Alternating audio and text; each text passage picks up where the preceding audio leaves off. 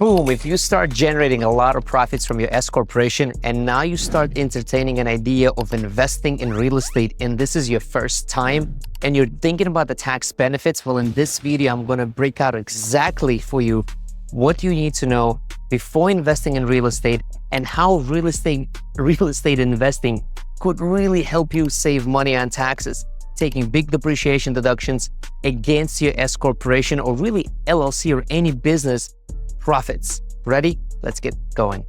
Hey, welcome to my whiteboard tax strategy. My name is Boris Musheyev. I'm a CPA and a certified tax strategist. Every Tuesday, I release a tax strategy video here on YouTube for you, the business owner. By watching this video, my goal is for you to start paying less in taxes right away. So go ahead, subscribe to my channel, like it, share it, and even comment below. I appreciate you. Now let's get started. So let's get started over here. Now, before we continue, I just want to let you know that this is a lot of information. So I put together the show notes in a nice PDF for you, completely free. So look up in the description below to download it. And if you like the video, please subscribe or share it with other business owners. It really helps the YouTube algorithm to push the content to other business owners to help them save money on taxes.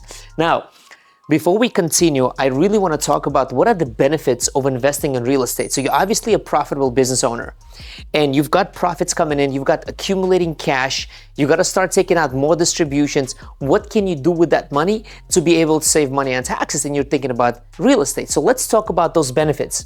Now, one of the few benefits, we're going to talk about one of the few benefits. Investing in real estate is that it produces positive cash flow. People want to have a passive income. They want to have a positive cash flow. At the same time, it produces what's called a paper loss, meaning to say it's loss on paper, but money is coming into your bank account. And we can talk about more about those details when I cover a very detailed example on this side.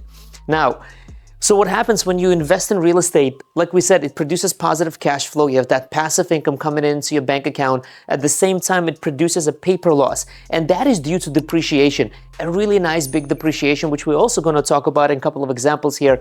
I'll make it very clear for you as a business owner to understand what you need to do to invest in real estate for tax purposes and how that can help you.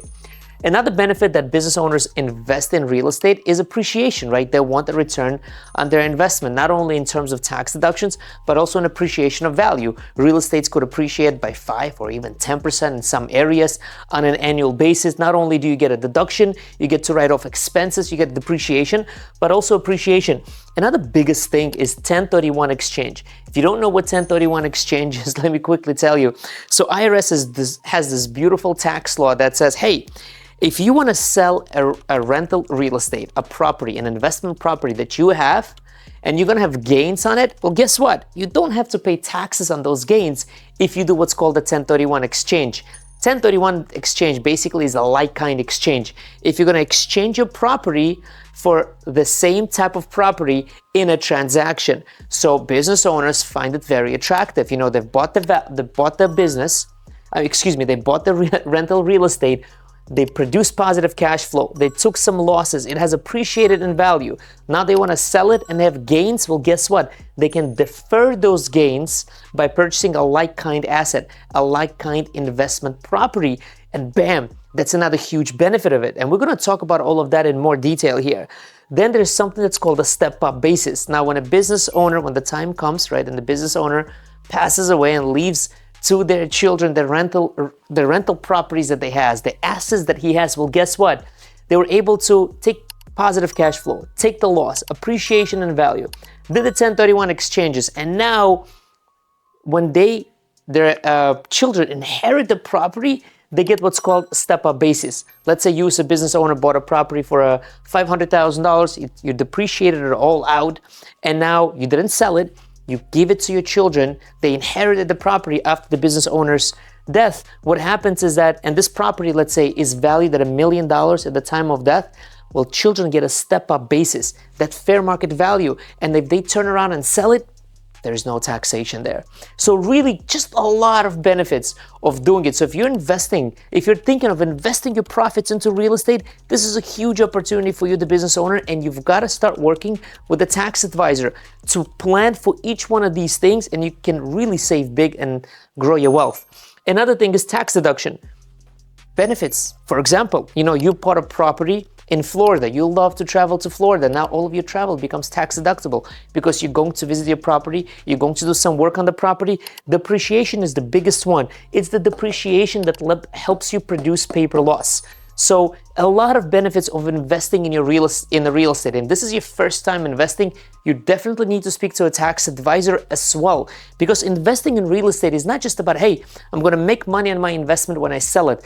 But if you plan it and craft it carefully, you could really reap a lot of benefits from it and not give away money into in taxes for this great, amazing investment. Now, we're going to talk about how does real estate really help you produce that loss as well, to help you take advantage of the tax benefits. And we're going to talk about an example right here, right after this break.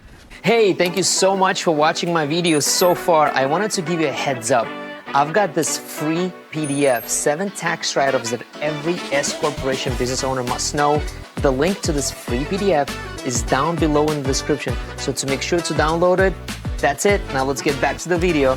Perfect. Let's get back to it. Now, again, if you're still watching this video, thank you so much. Please make sure you subscribe to the channel or like the video, share it with other business owners that you think are going to benefit from this. Now, tax loss.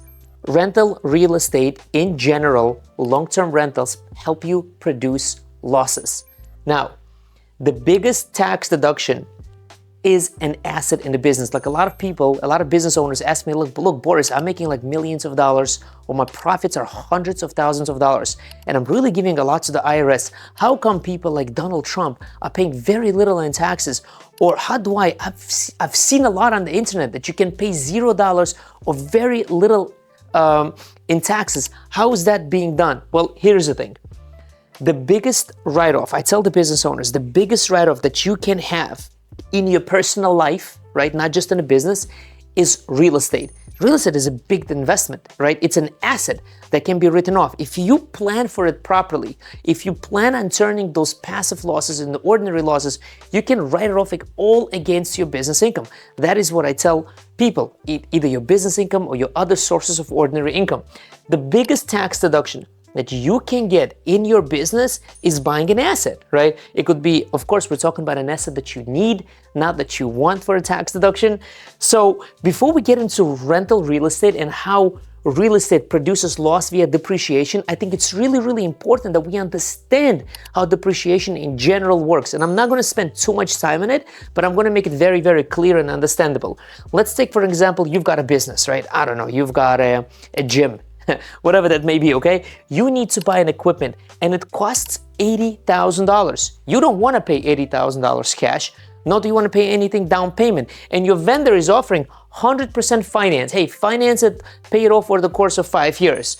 Well, the IRS rules allow you to take a depreciation on this equipment even though you put $0 down. Even if you finance the whole thing, the entire $80,000 becomes a write-off. It could be a write-off over the 5 or 7 years, depending how you treat that asset, or you can take a Section 179. It's like 100% write-off, even if you put $0 down. That's the beauty of depreciation. That is the beauty of buying an asset.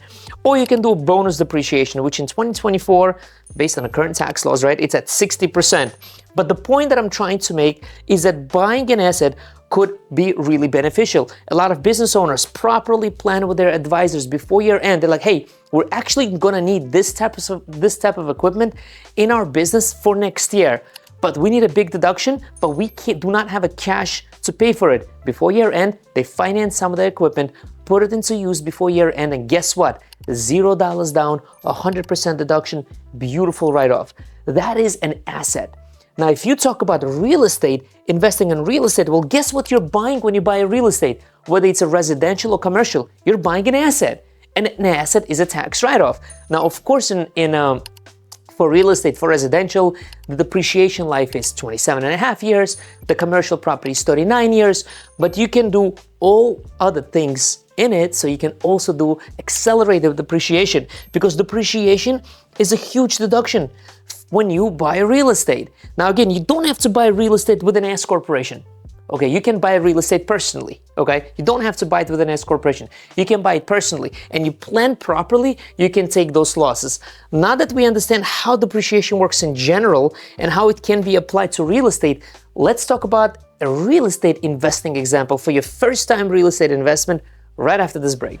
Hey, thank you so much for watching my YouTube video. Just a quick commercial break. If you like what you see, please like the video. As a matter of fact, share it on your YouTube so that you can help other business owners to save money on taxes. I would also appreciate it very much if you subscribe to my video. If you like, share, or subscribe, it really helps me with YouTube algorithm, where YouTube will really push this video to other business owners and they can learn how to save money on taxes using simple tax strategies that I teach with my whiteboard strategy. Thank you so much, and let's get back to the video.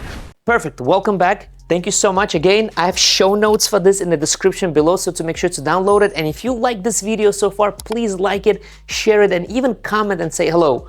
Let's continue with the real estate investing over here. Now, I have a really nice example over here. Let's say you want to buy your first real estate property, okay? And the purchase price is $500,000. You put 20% down payment, and you basically were out of pocket $100,000. Remember, the asset, the real estate, costs $500,000, but you are out of pocket $100,000 because that is the down payment you gave. And we determined that the net value of a building after the land is $425,000. Now, because the land is not depreciated, it's not something that can be depreciated. So the IRS says if you buy a building, just what is the value of the land, and only the building can be depreciated. So in this example, let's use that land is $75,000 and the building is $425,000. Now, when you start filing your taxes, the depreciation that you can take is on a $425,000, okay? And not $100,000. You might say, well, Boris, but I only paid $100,000 for this real estate. Yes, but you purchased it for $500,000, okay? Just like an example over here.